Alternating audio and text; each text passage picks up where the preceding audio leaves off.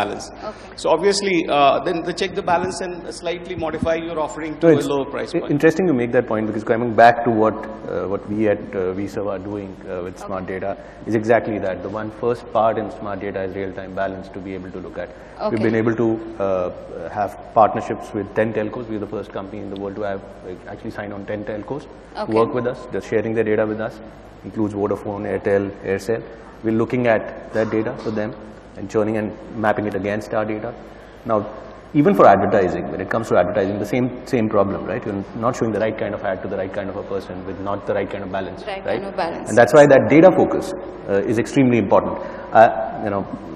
For everybody. Yes, so telco data, there's two types of data: quantitative data, qualitative data. So in terms of qualitative data, users' profile may not be correct, because a lot of people, while taking phones, the information record is not that great. Okay. But in terms of quantitative data, what is kind of balance is 100% correct. So and is almost live data. So that the telco has very rich data in terms of subscriber users, which they start slightly opening up their APIs to exposing those API for developers to get benefit.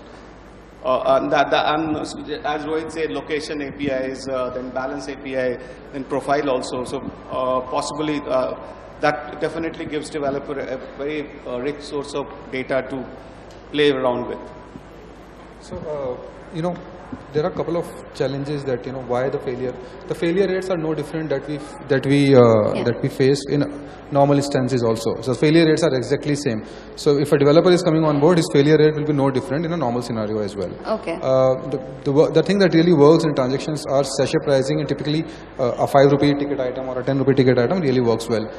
In terms of subscription, as models are evolving, and in fact the models already exist, that we do actually to a rupee level charging. Okay. So for example, you went ahead and tried to buy a game of 99 rupees per month. You do not have enough money. Even if you have 34 rupees, for example, we'll give you 34 rupees the same game, but we'll reduce the availability, the timeline for that. And so that is what the case is right now. In terms of APIs that in terms of the failures that really happen. The biggest reason of failure is that there are a couple of operators who have real-time notification methods, right? Okay. So which essentially means the moment you try and do a transaction, you immediately get a notification and you are validated as a valid user. There are certain operators whose notification either comes delayed or doesn't come at all, and you have to go back and dig on a FTP module and find out whether you are so there have verify the user. Yeah, so there are instances that 20% of people who already paid does not even reflect in a notification and not really serve the content. Okay. There are challenges that still exist with few operators, and operators they know about it, they're working towards it. So it's not a 100% foolproof method with all operators, but it's evolving. So in terms of if somebody actually, in terms of these in situations where failed transactions happen, and let's say a user paid 20 bucks, but he was not able to get the item for which he actually paid for. So I have seen instances where in career billing the item comes 30 minutes later.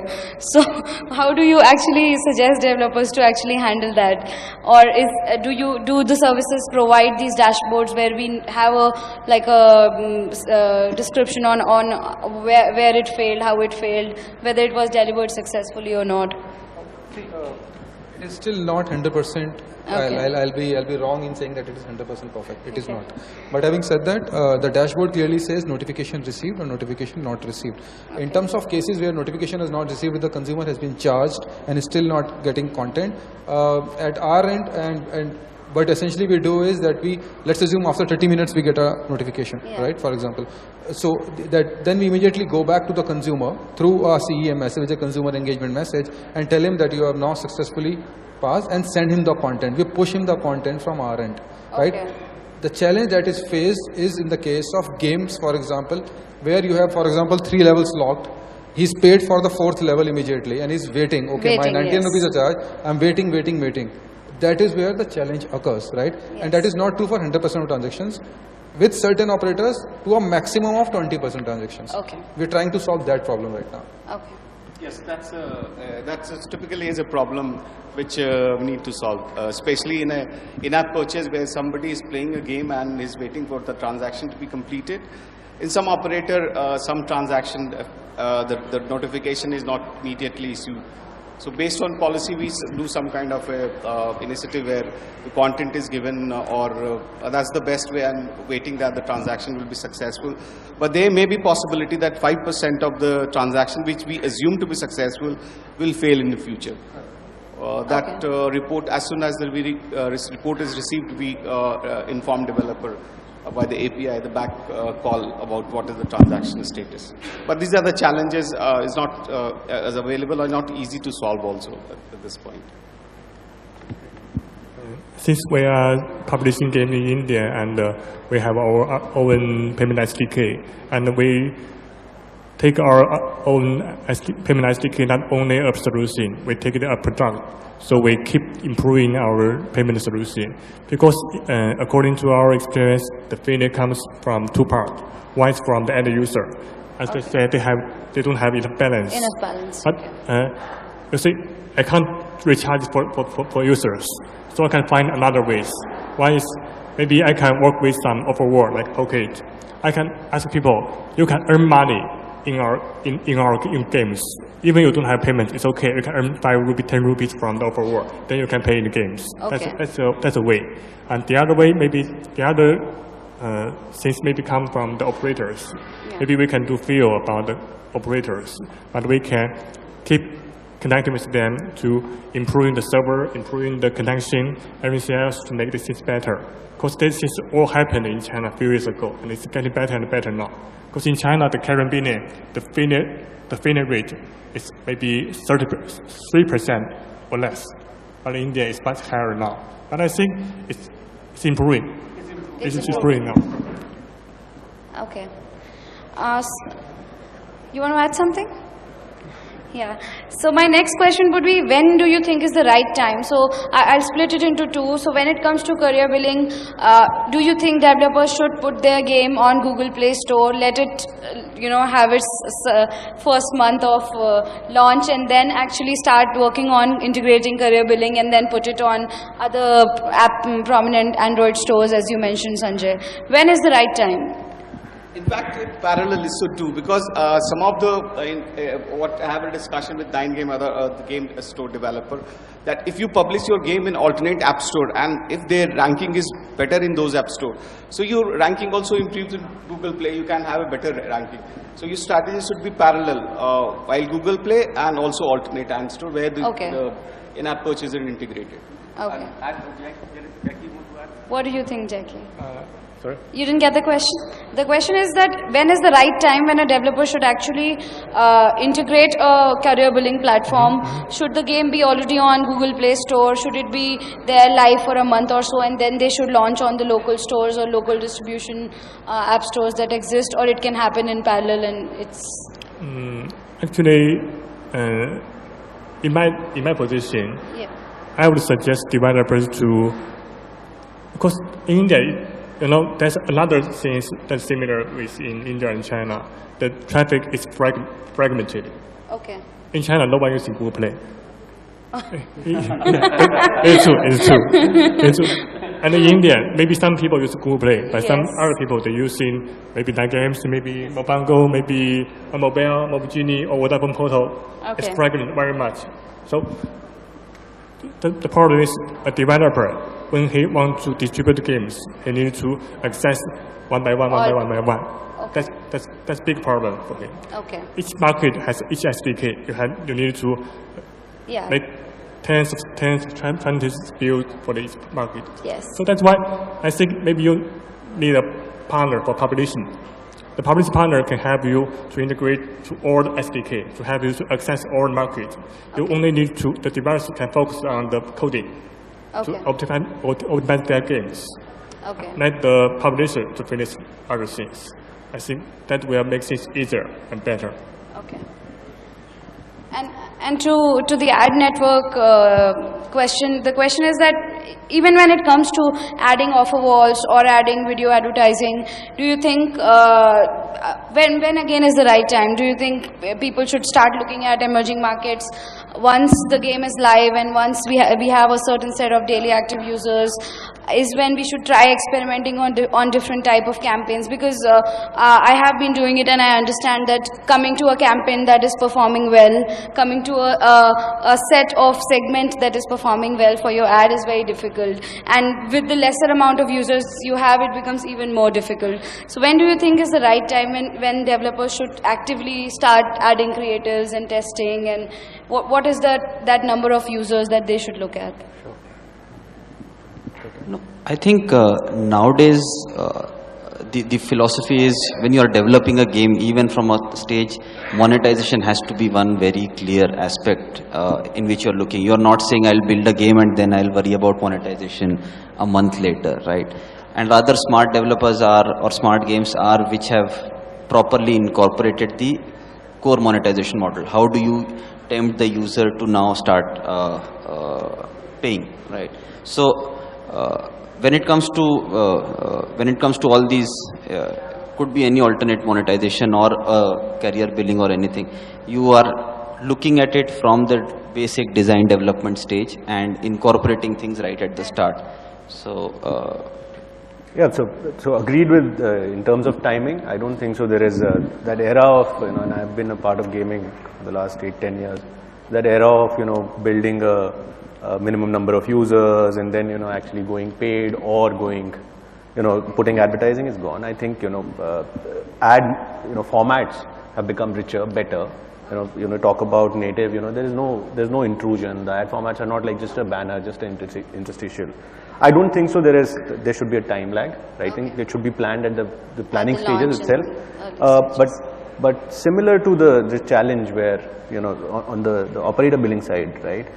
The same challenge happens on the other side for the developer, and the challenge is how does he manage all of that, right? Yes. In the sense, and it's the same thing. Multiple ad networks, can't go to the ad agency side, and so on and so forth. So we'll talk about it if you have a question. But I think the bigger challenge is there. I think timing is not that bigger issue according to me. I think if there are developers in the crowd and they'll have a different perspective, we can talk about it. But my next question would be, when it comes to, again, you said it's very difficult to, as a small developer, to manage these many ad networks and see what's performing where.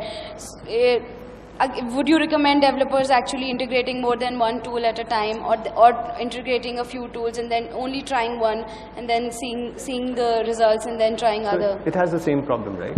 Why should you be managing multiple SDKs? Okay. Do you have that time?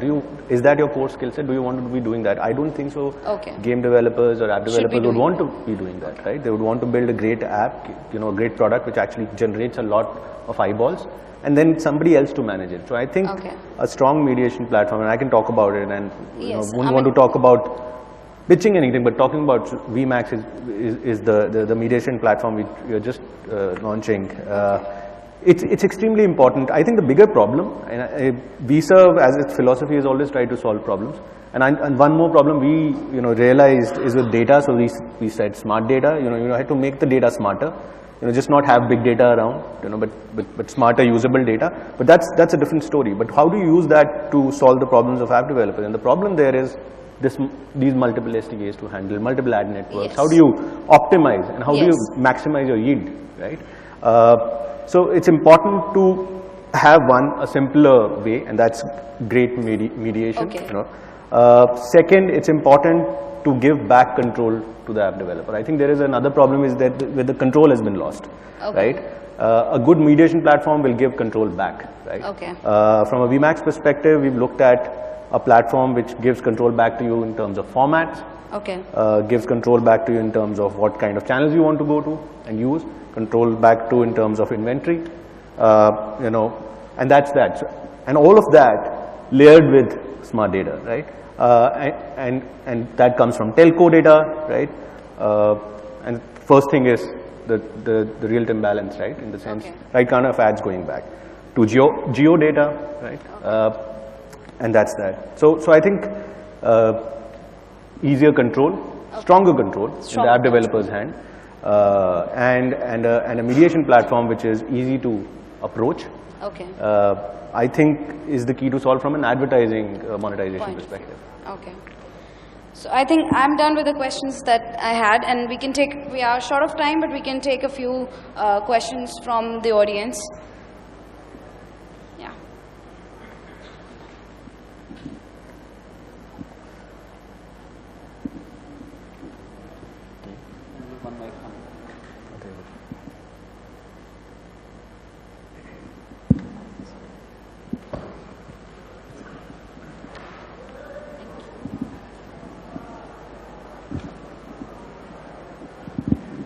At the start of the session, we spoke about all these video ads, and we said video ads are here to stay, and of course those are the most effective way of communicating or putting forth the ads.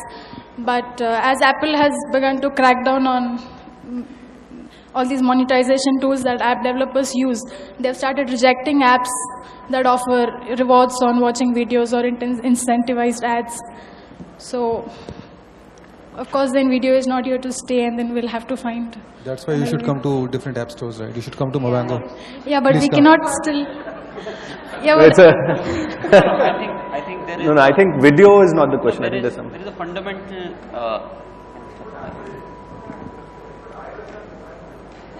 No, so see, what we need to be clear even on the Apple policy. Obviously, only Apple knows its policy. No one else knows their policy, which is. But still, fundamentally, the argument or the hypothesis was in cross-selling different apps and people doing that for their rankings, right? So pure video ads Is not the problem. as incentivization is not a challenge, or never has been stopped even by Apple. It is from the other way side, where apps are getting pushed for their ranking and people are spending money. So if you now just go back to what I was trying to say, that advertising from a cross-sell, or where apps are getting pushed at advertising, or brand advertising, will now bring a bigger difference, where the brand advertising part of it will continue to be there because it is not at all conflicting with any of these policies. I'll add to it one. So when you say even brands will start having apps, right? What will happen then? I mean, every brand pretty much wants to own an app today. So again, it will then conflict that if Coke is showing up an ad, it's pretty much to get an install on a PNG app or something. See, what is the objective of an advertiser? The objective of an advertiser in a brand app push model is to generate more and more app downloads and to have a better ranking. From the other brand advertising point of view, it is always about reach and eyeballs and visibility which it generates. So never will a P&G or a Coke or a Pepsi focus on getting the app downloaded. It is all about brand and communication for them. Any more questions?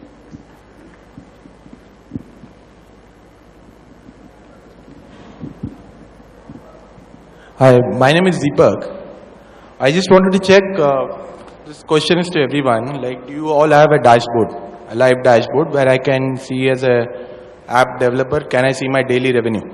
Okay, that's one thing. Second thing is to Fortumo, do you have step charging? You implement, we all know there's again, whether you have live MAS for everyone to see it every day, because it's possible for anybody who is doing billing, you can have a live MAS. Generally, you also will have a live MAS. Do you give that to the developer that you are signed up with? And what I saw on your website was that you're going to do a 50-50 revenue share. And why would you charge 50% revenue share for just doing billing? Two parts of the question. The first part in terms of MIS, yes, the dashboard reflect transaction, live transaction. You give it to the end user. So I as a developer, we give to developer. So we have a two level. One developer level, we give the dashboard where all information is available. To the end consumer, we have a portal. s.fortumo.com, where end consumer can go and raise his issues. So at both level we have a solution. No, so once I sign up, can I see your live MIS? Can I see my live MIS? Can I see my product making money every day? Yes, every minute you can see transaction. So it's updated, it's live MIS. Okay, live MIS. No, I'm not using it, so I So just want to check. live MIS is available. It's available. Second part of the question was regarding revenue share. So what happens in India, there is why the change so much? In India, there is a 15%, 16% WPC. Yeah, I agree. All transaction, government takes 16% as a licensing fee. So telco gets only 86 to 85 of whatever 100. So and the revenue share based on that 85. So in the average calculation, even 70% comes down to 60%. No, so post deduction, you can say that you as a billing, you can say that we'll be keeping 5 or 10%. But are you going to say that you're going to keep 50% chunk? That's what that's again same what operator is going to do.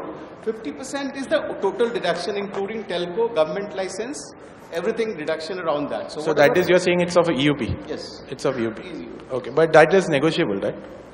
You're a smart businessman, so you know everything. On Visa and Pocket, you guys give live dashboard, because that is something that I don't know whether... I'll have a very short answer to your question. We are signing up for the VMAX beta. The product is launching. We're signing up outside. Sign up for it. At the core and of the philosophy is control back to the developer. Definitely, it's full amount of visibility to the developer, including inventory, revenue, and everything else. So, you should sign it up. You will get the. We'll love to have you as a sign up there. You'll get to see our product there. So, I'm saying the proof of the pudding is in eating it. So, I just try to. Everyone has a dashboard, real-time update, so don't worry on that. Except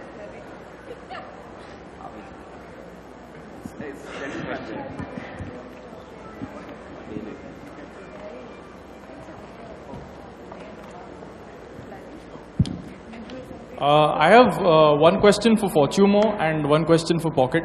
So in case of Fortumo, historically we have experimented with carrier billing a bunch of times, and we've always been disappointed because, if the guy is going to pay $100 and I'm going to get $39, then usually it just doesn't make sense for me to charge that amount to the guy unless I have almost no cost or it's extremely long, it's an e-product that I can sell for years and years.